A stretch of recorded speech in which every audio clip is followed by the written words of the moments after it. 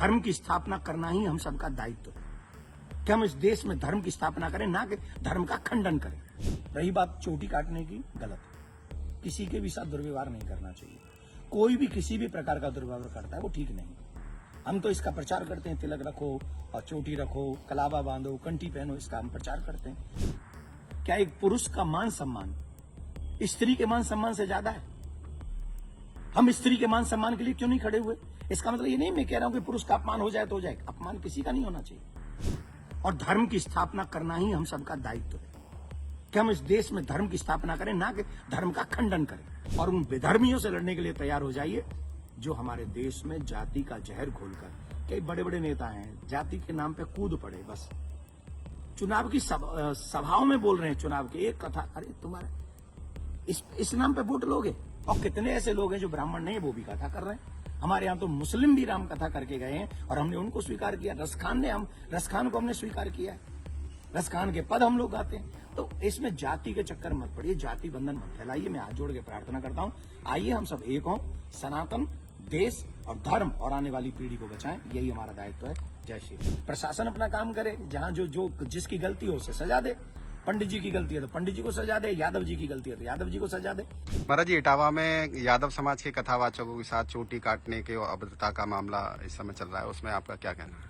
बहुत सारे पत्रकारों का ये मैसेज आया मुझे, बहुत सारे चैनल से मुझे बुलाया गया, पर मैं जातिगत बातों पर, मैं जातियों में नहीं बंधना चाहता। मैं सनातन कार्य के लिए कार्य कर रहा हूं, मैं सभी सनातनियों को जोड़ना चाहता हूं। रही बात चोटी काटने की, गलत है। किसी के भी साथ दुर्व्यवहार नहीं करना चाहिए। कोई भी किसी भी प्रकार का दुर्व्यवहार करता है वो ठीक नहीं। हम तो इसका प्रचार करते हैं, तिलक रखो और चोटी रखो, कलावा बांधो, कंठी पहनो, इसका हम प्रचार करते हैं। रही बात दूसरी कि जो लोग जातियों के लिए, मैंने तो देखा कि एक गांव में घटना घटी और उसमें बड़े बड़े देश के बड़े नामचीन नेता आकर बयान दे रहे हैं और वो जातियों के विरोध में बयान दे रहे हैं और वो वही काम कर रहे हैं जो अंग्रेजों ने किया था। मैं ये जानना चाहूंगा, अभी आप लोगों ने भी सुना होगा, मथुरा में एक कांड हुआ था, एक टेम्पो वाला पकड़ा गया था और उसने 23 लड़कियों के साथ दुर्व्यवहार किया था। उनकी वीडियो, उनकी पिक्चर्स और उनके सब हैं और वो हट जाति के थे। वो बच्चियां जो थी वो हट जाति की थी। तब कहां चले गए ये सारे मर्द? क्या एक पुरुष का मान सम्मान स्त्री के मान सम्मान से ज्यादा है? हम स्त्री के मान सम्मान के लिए क्यों नहीं खड़े हुए? इसका मतलब ये नहीं मैं कह रहा हूं कि पुरुष का अपमान हो जाए तो हो जाए, अपमान किसी का नहीं होना चाहिए।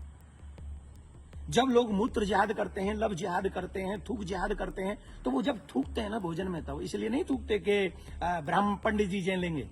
उसमें सब आते हैं, पंडित जी भी आते हैं, यादव जी भी आते हैं, सिंह साहब भी आते हैं, अग्रवाल जी भी आते हैं, चौधरी साहब भी आते हैं, लिमका भी आते हैं, ढिमका भी आते हैं, सब आते हैं। वो सबके लिए थूकते हैं, वो सबके लिए मूतते हैं, वो सबकी बहन बेटियों पर नजर रखते हैं। तब क्यों नहीं बोलते हम और आप सभी? बताइए, मैं जानना चाहता हूं। ये जितने भी लोग आज विवाद कर रहे हैं, ईमानदारी से बताइए, भगवान श्री राम किस लिए आए थे? वो तो क्षत्रिय थे। भगवान श्री कृष्ण किस लिए आए? वो तो यदुवंशी थे ना। किस लिए आए थे बताइए मुझे, जरा जवाब दीजिए। जो अपनी अपनी जातियों के जो नेता बने बैठे हैं, मैं जानना चाहता हूं आपसे, जितने भी अवतार तुम्हारे सनातन में जिन पुराणों के अनुसार हुए, जिन पुराणों के अनुसार तुम अपने आप को हिंदू लिखते हो, किसके लिए अवतार हुए थे? वो धर्म की स्थापना के लिए हुए थे। और धर्म की स्थापना करना ही हम सबका दायित्व है कि हम इस देश में धर्म की स्थापना करें, ना कि धर्म का खंडन करें। हम सबको चाहिए कि एक साथ रहकर अपने धर्म का सम्मान करें, अपने धर्म को बढ़ाएं, अपने देश को बचाएं। ये हम लोगों की ड्यूटी होनी चाहिए। और जितने भी यदुवंशी सुन रहे हैं ना, my dear listen to me, निश्चित तौर पे मेरा जन्म जो है ब्राह्मण कुल में हुआ है, लेकिन आपको एक और बात बता दूं, यदुवंशी मेरे हैं सब। पूछिए कैसे? भगवान श्री कृष्ण का नामकरण जिन ऋषि ने किया था, गर्गः पुरोहितो राजन यदु नाम सुमहातप, मैं गर्गाचार्य जी का वंशज हूं। क्या मैं आपका बुरा चाहूंगा? क्या मैं जाटवों का बुरा चाहूंगा? मैं चौधरियों का बुरा चाहूंगा? मैं बनियाओं का बुरा चाहूंगा? किसी का बुरा नहीं चाहता। मैं आप सबका भला चाहता हूं और इस देश का भला चाहता हूं। अगर आपको ईमानदारी से अपने इष्ट में निष्ठा है, राम में, कृष्ण में, परशुराम में, हनुमान में, देवी में, देवता में, तो आप शास्त्रों के बताए हुए मार्ग पर चलिए और धर्म का पालन कीजिए और उन विधर्मियों से लड़ने के लिए तैयार हो जाइए जो हमारे देश में जाति का जहर घोलकर, कई बड़े बड़े नेता हैं जाति के नाम पे कूद पड़े, बस चुनाव की सभाओं में बोल रहे हैं, चुनाव की एक कथा, अरे तुम्हारे इस नाम पे वोट लोगे?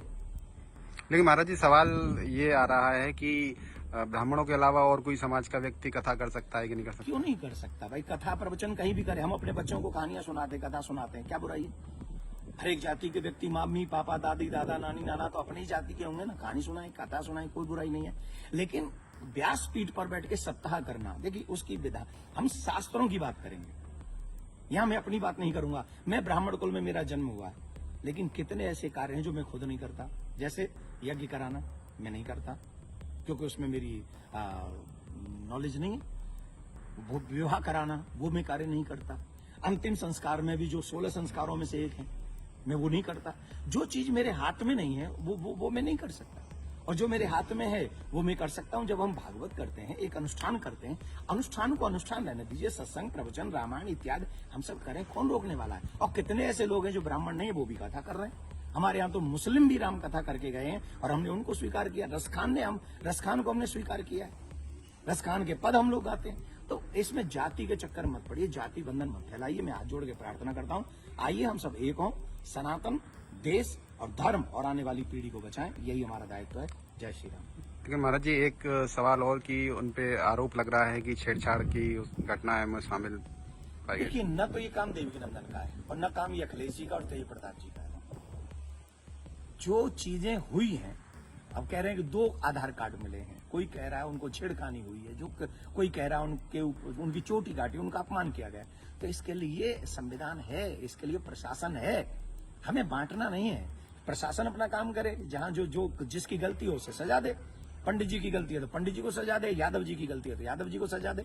लेकिन जो बड़े बड़े लोग हैं, जो बड़े बड़े पदों पर बैठे हैं, उन लोगों को जातिवाद फैलाकर समाज को लड़ाना नहीं चाहिए। ये अच्छी बात नहीं है।